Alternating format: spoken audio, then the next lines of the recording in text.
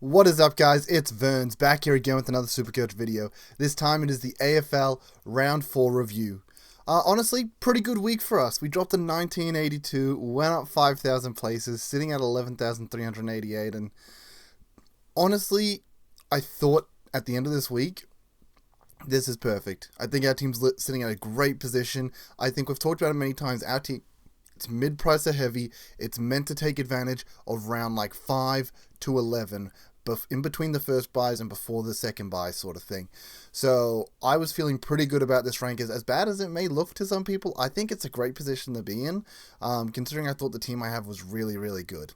Obviously, we've had some news today, and it's very frustrating stuff. Obviously, Will Day out for 4 months.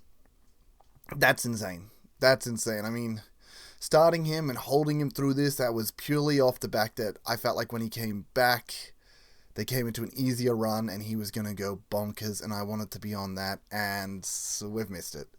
We held him in his hard run, we held him through his bye, and it just hurts. Like, if people went Will Ashcroft over him, if you went up to like a Brayshaw for like a proper premium, even if you moved that money down back and went for a Whitfield or a Jordan Clark, there's just so many better plays than Will Day, and it really hurts. Really hurts how much that one just backfires there. Like, I still think Callahan's fine because I still think he comes good. It keeps a rookie off field. He's meant to take advantage of these rounds because you're not getting stung with a random rookie 40. And there's the upside, you get the 120 out of him. So, like, these are the rounds we wanted to take advantage of, and it just really sucks that this happened to Will Day. Obviously, a couple of weeks ago, I sat there and I considered using a boost before the Bedford tag to go to Lockie Whitfield. He then sort of matched Whitfield, and it was like, well, this was a good not waste of a boost. But then Whitfield obviously goes 148 or so this week, 70 extra points over my lowest scoring player if I had him. And then Day's gone the following week, so I had to trade him anyway. So it sucks because it ends up being a trade anyway, but I just didn't get on Whitfield when I wanted him. And then he gets to 140, which is what we wanted him for. And it's frustrating. Last week we would have wanted to push for it, but it was impossible to get there with the money we had. And yeah, it's just very frustrating. So that really hurt. Draft leagues went well, which is good. As you saw, I kind of put some monster scores up in my drafts. My team, I don't know, I think I've got right players for like, yeah, I still think I have a good gauge of all this. It's just unfortunate. So we're going to jump into teams, see how it looks. First of all, just shout out to DR Scobes JG. They jumped on last night, did a video. I'm going to still go back and watch that myself. I personally missed that was even happening. I had some things happening in life. One of my friends, family member in hospital, just needed some comforting and whatnot, and I personally just wasn't really on social media, and I missed that there was even a conversation about that happening last night. So I look really forward to jumping on, listening to that, and hopefully joining them next time they jump on, which if that ends up being next week, then great. We were doing a Verns Burns segment sort of thing, so I will put a Twitter post up for that, but it is going to be Matty Rowell for anyone that is watching this now. Huge shout out to anyone that brought him in, because that's painful. You went against the grain here. People bringing in Bice, Moraes, Smith, Humphrey, Marek, 5 really good options, and if you were in such a good position that you thought you could maybe move on to a Rowell and take advantage of that, and then it just backfires with the 74, painful. I think 13% of the top 10% did that. I know my good mate, I talked about him last week, Rob, he was ranked 10 last week, and he went Jason Horne-Francis to Matty Rowell, and that's 80 points down the drain. Absolutely stings. He dropped back to rank 22, so 80 points really important, that especially at that top end. So really sucks for him. But yeah, just for anyone that did that burned. But yeah, I mean, this is how the team is looking. This is how the team went.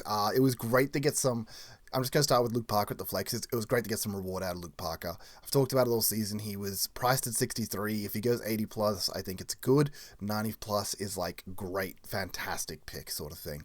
So to get this 121, and I did talk about this last week, he wasn't too far off. He just needed a couple of big games. He's going to bump over that 80 average, and then we're going to be on track for a good season. Now up to 86. It's 23 points above what he was priced at. Like, that's better than what Chera's, actually Chera was about the same that Chera's doing sort of thing. Like, it's still just very good value for the price we paid. And he's getting a great role in there, especially with Sheasel going behind the ball. His CBAs went up to the 70s. So I think Parker's actually going to be a really good pick here. I think Sheasel behind the ball went really well this week. The 144 bounced back for holding our premiums. Basically, it's worked out holding everyone, in my opinion, so far. It was unfortunate with Day, and I still think it's correct play. But yeah, Parker just feels insane that happened. Feels really good. Real good pod for us. 4% on in the top 10%. So that's the difference maker for us. So when he goes 121, we really feel it. But as we can see, we don't have many rookies on field. So we were really going to take advantage of this. Zorko, we got the great captain too. We got the Gorn captain. So we've had pretty good captain streak this year, which last year we didn't really have. We got the 129 out of Gorn in round 1, the 130 out of Rosie in round 2, the 133 out of DeConning in round 3, and then the 122 out of Gorn in round 4. And I was very tempted to still roll the dice with Zorko. I even considered throwing it on Bailey Dale, but I stuck fat and I held it on Gorn. And when you look at my team, my overall scores, I didn't have any monster scores. Outside of Horn, Francis, and Dale, it was just, Gorn's my next highest scorer, so in reality, taking his 122 was really good. So I've had some pretty decent captains so far. It's worked out pretty well. I haven't had any sort of fail captains. I think 120 plus is definitely a successful captain. So yeah, been going pretty well in that aspect so far. So I was happy that I stuck with that. That's why you should always take a 120 plus. I wanted it to be a little bit higher, that score, just because if it's 130, it's no question. But the 122, it really sat on that borderline of do I take it or not. And I do know a few people that got sucked into that. Center Bounce Joe, my boy, he had the Gorn VC and he went for the Zorko captain. Painful. But yeah, that's why you take those captains. So yeah, coming into this, we got the 4 defenders in back. Looks good. Dale, I was happy with his game. Thought he was going to go bigger, and he was doing really well and on track for it, but we'll take the 110. Sheasel, as I mentioned, behind the ball, way better. Loved that. Zorko, I'm happy with the 94 because it's a good enough premium score while still punishing a lot of the competition that captained him. Same with Cherry, had a really down game. A lot of competition captained him. I think 35% of the top 10% had Zorko or Cherry captained, so they took it 94. So very, very small advantage I get over the competition there, but did like that. Roberts with a bit of a down game. That is the question. That is, Bice is life. Spills has been big on Bice being life for ages. But yeah, he is so good. And I find this really funny, the yin-yang that sort of happened here. At the start of the season, all the defenders were like, oh my gosh, all these defender rookies suck. Why did we start like so many? We need less on field. And now we're sitting here like, man, these defender rookies are kind of baller. Like O'Sullivan as well, going nuts also. These defender rookies kind of baller. Like, where these come from? Trainers all of a sudden doing really good. Bice is good. Yeah, as I mentioned, O'Sullivan. And then Essendon boys aren't doing too bad overall. But it's kind of funny. The defense is just nuts full stop because it's where the good rookies are. It's where the good primos are. It's just where everything good seems to be. And just while I am on the topic of rookies, it does feel like this year there's a lot of dud rookies. I just feel like there's not many cash makers out there. Like, obviously, I've missed 2 big ones in Murphy Reed and Koss. Koss, I think, is just, is his name Connor O'Sullivan? I'm just going to guess Connor O'Sullivan. I don't know if it's correct. But basically, I've missed those 2. But there's a lot of dead ones. Like, O'Driscoll's going nuts. Bice is going to be really good. Levi's doing his thing. Reed and O'Sullivan, Davidson, but then after that it really trickles off. Like, outside of the good top end rookies, the next few amount of rookies are kind of bad. I mean, Lalo came out big this week, so anyone that held on to him, well done. But just, these rookies doesn't feel good. I just feel like Henderson's a slow burn, Stone's a slow burn. They're all on the very cusp of being, are they even best 22? They could end up a sub, which then they can go backwards in money because they have a poor performance. We have potential Lindsay return, but he has that 9 in his break even, so he's not really going to make any money quick. So we can sort of chill if he comes out with like a 50. I don't think he actually makes money with a 50. I'm just going to look up Lindsay real quick. Lindsay, there he is, Xavier Lindsay. Break even 29, so if he makes a 50, he still makes some money, sort of thing. I mean, as 49 for the projection, he gets 8k. We can just chill with. There's no rush to get Lindsay in. We can just wait. And yeah, he might be 200k, but he's actually a good rookie. And that is my question there. Like, there's a lot of meh rookies, not very good rookies. And is it worth going down to these guys that aren't going to make 100k, aren't going to make 150k? Like, where is this money coming from? And that's a big question with my trades this week. Like, where is the money coming from? How am I completing my team? Because right now, upgrade season usually starts in round 6. And I look at next round and I think, I can't be upgrading yet. Like, Henderson needs to make more money. Stone needs to make more money. Cow needs to make more money. Maybe Pryor could be at that edge where he could go. But Trainer, Bice, good scores, good scoring.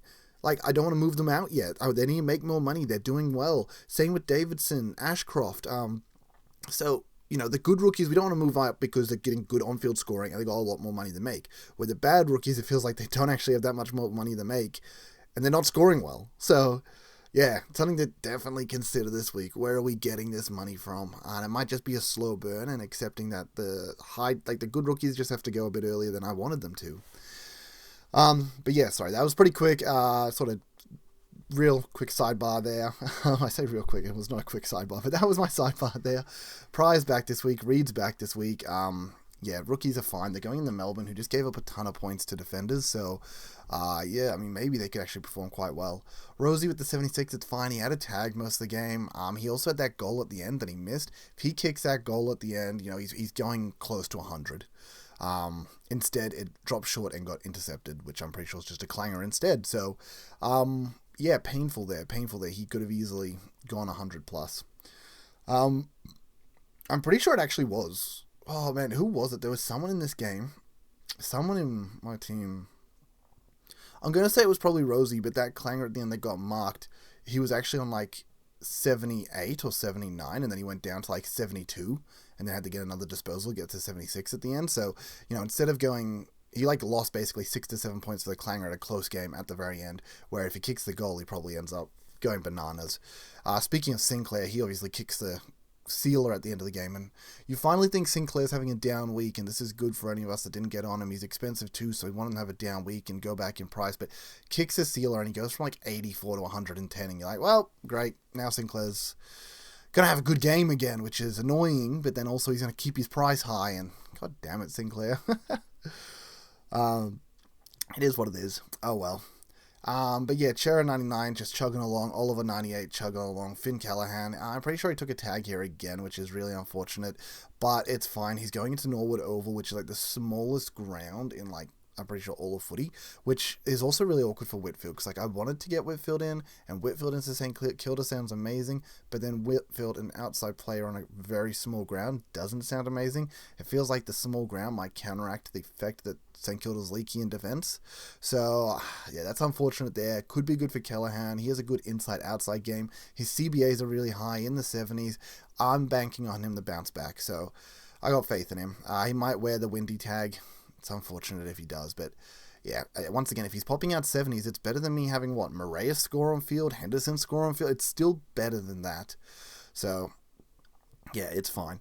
Daniel doing his thing. O'Driscoll, yeah, unfortunately injured, gonna have to go. Levi Afcroft, yeah, very good. Moraes 43, unfortunate. Would have wanted a bit more, but at the same time, everyone brought him in. Hopefully he can get another good game in there. He's clearly shown the ceiling, and he can keep making some money for us because, we need it. Speaking of making money, when we look at this bench, here we go. We have so many dead rooks, because, we have Campo, who's dead, Boyd's dead, Patton's dead, and then Stone really hasn't made enough money, and Henderson haven't made enough money, and they're both cusp best 22 players. What happens when they get dropped? Then I've just got 5 dead rookies, so I feel like I've got to sit here and just, sideways the good rookies in and just focus on getting good rookies and get rid of some of these dead ones, but, at the same time, I've got to be improving my team. I don't know. I think it's a lot better to be sidewaysing rookies to good rookies than sidewaysing mid prices to other mid prices that then don't end up any better, or premium to premium. Your premium's going to come back. Assuming they haven't had a horrible role change, Rory Laird is now playing behind the ball and it's just not the same thing. They'll come back. So, yeah, Gaunt to Koning, great. McRae, keep doing his thing. Horn Francis, yes. That's why we talk about holding the premiums. 100 at halftime, kicked 3 goals, was going bananas on St Kilda. It was so good to see early. I was so hyped for it. Gets the 153, feels really good about that. Anyone that traded him out now feels bad, because not only did they get his 2 bad scores, they then missed his massive score. So, yeah, so good there, and that's why we hold fat. Bailey Smith, great. Humphrey, you could say Marek was the better version, but this is one of those things that you don't actually, make a decision off one game. At the end of the day, if Humphrey ends up in our team for 4 weeks, we need to compare how Marek went over 4 weeks and who was the better pick. And if it's much of a muchness, it doesn't really, 10k here or there, a little bit of points here or there. It's not a big deal. Round 1 obviously goes to Marek at this point, but if Humphrey outscores him the next 3 weeks, he may just make that up. So, you look, 1 week sample size, Marek ahead, but I plan on holding Humphrey for a while, so we'll see how it goes over time. And at the end of the day, we kind of always expected Humphrey to have a harder game this game, and we knew he would come back in the following 2 games where they should hopefully beat North and beat Richmond, I think, after that. Now, it was actually Humphrey where this happened. I thought it was Rosie, but it wasn't Rosie. Rosie lost nothing for his clanger. It was Humphrey. Saligo, our boy. I love Saligo. Good player. I wish I started him over Day. I have him in my keeper league, and he just picked him up in a lot of drafts because I liked him. I picked him up in a lot of drafts last year because I liked him. But Humphrey gets the free 4, goes to take the kick. He's at 69, I think, at this stage. And Saligo smothers him off the mark and it goes out of bounds. Counts as a clanger. And he goes back to 64. So loses 5 points for that clanger at the end instead of an effective kick down the line in a crucial moment of the game that's probably +5. He should have gone 75. But ended up on 64 because of a great play by Saligo. I guess another shout out to all the Rankin owners. Me personally, when Rankin didn't mark that, I personally didn't really care who won. Like, I like seeing Gold Coast win because they've never had success, but at the same time I didn't really care. What I did care about was Rankin not getting paid that mark, not kicking that goal, and then going to 110 and just punishing me even more as a non-owner. So I love that didn't happen, and he stuck down on 84. So another reason we probably had a good week. But we will jump into our trades this week. Before I go through trades real quickly, I will just, once again, for everyone that has tuned into the video, that has liked and subscribed for the reset, do it again. For those that have liked and subscribed for their consistent injections of Supercoach content directly into their YouTube feed, I appreciate y'all. We got it. There's no take 2. You're just going to see that. That's how it is. So yeah, come in, join me on X as well. You can just find me at Verns_SC Hub. I forget how to change it because now we're part of the Swordplay Boys, but it's fine. Like, obviously we're still part of the Hub as well, and we've got the Supercoach Hub Discord. Come join that as well. I usually chit chat a bit in there. Just be a part of it all. So, we can see a boost has been popped by me already because I'm considering a boost. I actually have 2 options here. First thing is, obviously, Will Day has to go, and so does Nathan O'Driscoll. Now, we have 250k that was just sitting there, which means we've got ball of money to play with. Ball of money. I love it. And we can go for something nice and easy. Andy Brayshaw straight into the team. I love Andy B. He's coming into Richmond. He's looking good. I'm happy with that. I think Sarong takes the tags as well, which means Andy B has a higher ceiling because he's not taking the tags. Sorry, higher floor because he's not taking the tags, but he's still got that ceiling. So I like Andy B. Bring him in easy. No questions asked. I mean, when I look at these players, when I click on averages, like, nobody jumps out to me. It's actually bananas that when I look at these players, these aren't the household names that we're used to up here. Obviously, Bont hasn't been playing yet. Butters isn't really there yet. Neil, I mean, we know how his season's going. Dacos isn't there at all. It's nuts. It feels very different this season. And I think a lot of people are expecting these guys like McCluggage and Hewitt to regress to the mean. And when they regress to the mean, that means the others, Saligo up there. I'm like, come on, boy. Then I'd expect, the others to pick back up. Bont come flying back up. Dacos come flying back up. And it's all going to work itself out eventually. But right now, it's just, you look at the top right now and you're missing a lot of these big names. They're just not quite there, I feel. So, yeah, it feels very interesting this season right now. Top liners feel weird to be trading into at the moment. I don't know how I feel about this. But yeah, I think Brayshaw is just the one that I like. He's in a good age bracket. He's doing well so far this season. He has a good role. He has a good fixture. It just makes a lot of sense, Brayshaw. So, yeah, sounds good to me. Then I get 449k to play with. That's not good enough for a premium. It's a bit too much to hold over a rookie's head. I could bring in someone like Dudley and hold 350k for next week, but that just seems weird. So I have a left of field. Massive pod I'm going to throw out there. I don't think anyone else is going to talk about it because they're probably thinking, Vern, you're the dumbest person I've ever seen in my life. But I could just tell you're going to be sick. Boom, right there, Blake Acres. Oh my God, what, Vern, what are you doing? Vern, my fella? The answer here is very simply, Blake Acres actually has, like, where is he? Has a really good history. Like, he has a good history. I think he's really not a bad player. He plays a wing role. The problem is he has this terribly low floor. So if we just jump into, like, let's just jump into last season's stats. He averaged 92, 93, around that mark. What have we got here? Yeah, 93. That's a great average. 93 is perfectly fine. And we can see there's some really good consistent stretches here where, you know, he's going above 80 for a lot of them, a few hundred games, looking really good. Gets a random floor game, that's fine. Random floor game. And so he has that unfortunately low floor that we have already seen this year. If I just jump to this year's stats, the only positive here is like 60, 29, 25. That's bananas low. That's crazy low. Unbelievable. Positive, because of him hitting that floor already, he dropped 113k. So even if he was to play at this 93 average for the rest of the season, we're getting him at 113k discount on what he can do. Now, I'm not, like, I look at this fixture from Carlton. West Coast seems good. North seems good. Geelong, I think that's fine. It's at the MCG. They're not going to tag him. Adelaide, fat ground as well. St Kilda give up points to the outside. I think this fixture doesn't look bad in my eyes. And you're thinking, Vern, what are you talking about? I'm just saying, these rookies aren't making money for us. We need to find other ways to get some money. And I feel like Blake Acres could earn back this 113k that he's already lost. We just saw the ceiling of the 123 into opponents that you'd think they should be getting wins on. So I think there's a possibility that we're getting a huge bargain pick here, 113k discount for Blake Acres. And if he gets up towards this 500k mark, makes 100k, that's better than, as I said, my Stone, my Henderson, than my dead rooks.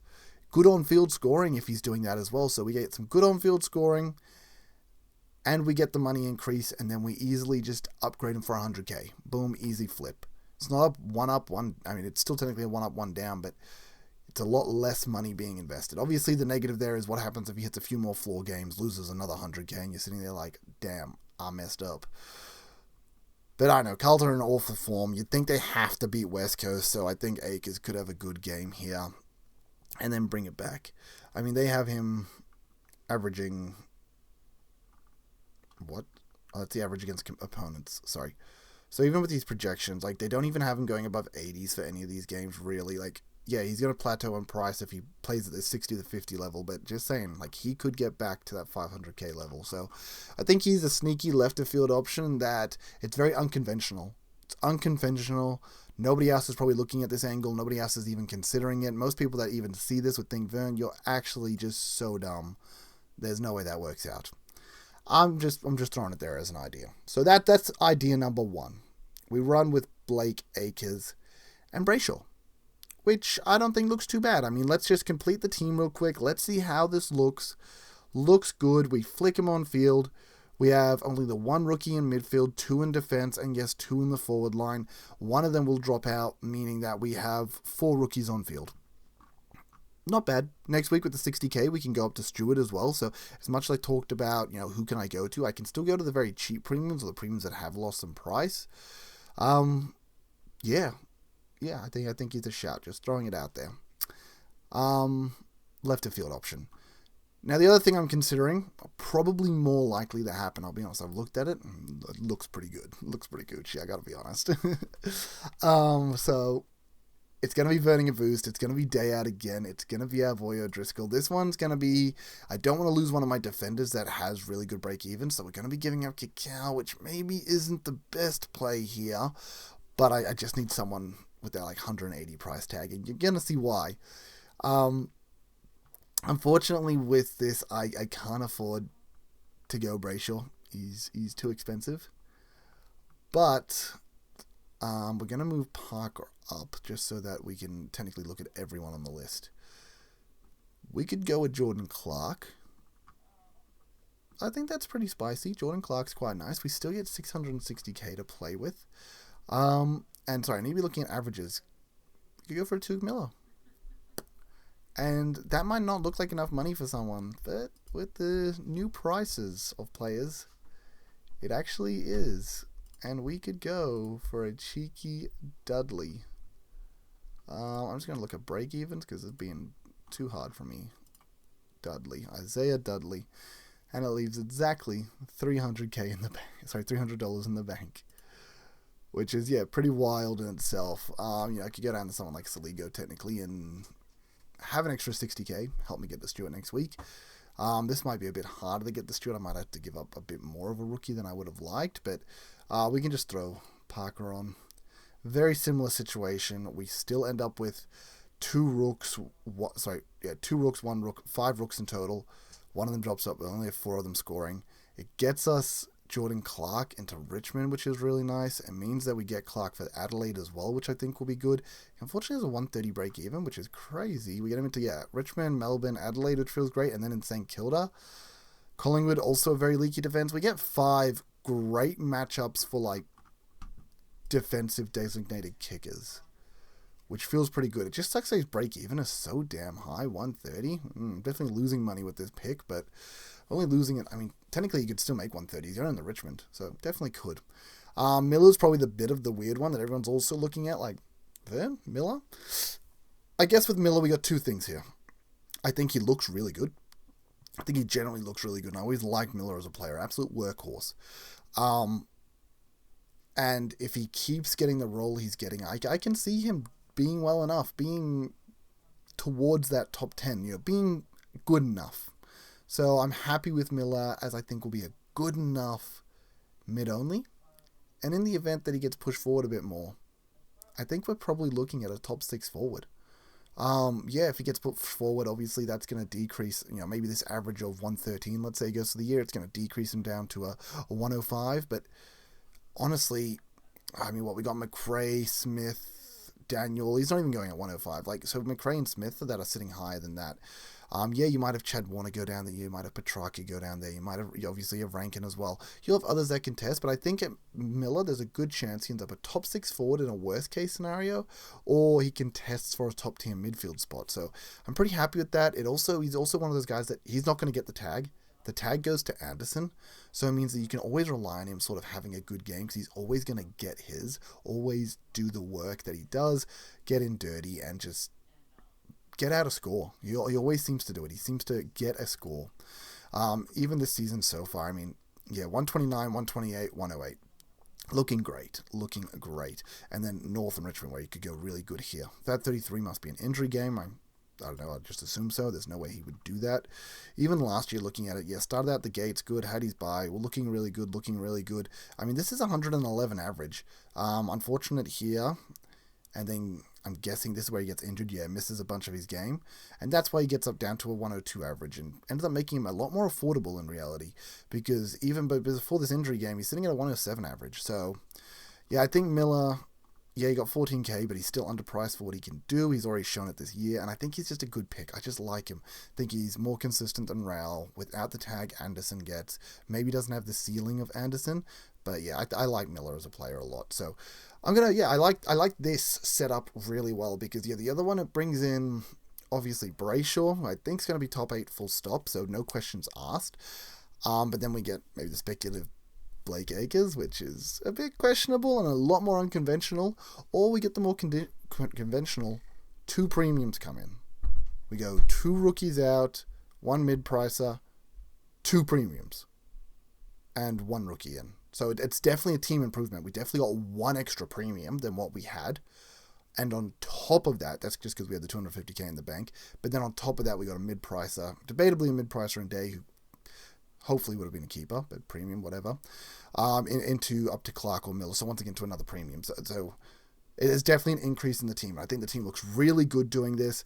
I like the team. I like the look of it. It's just a good-looking team. The only thing we've got to worry about is, getting Stewart next week. We have $300 in the bank. $300! It's nothing. How are we getting Stewart with that? Well, I think the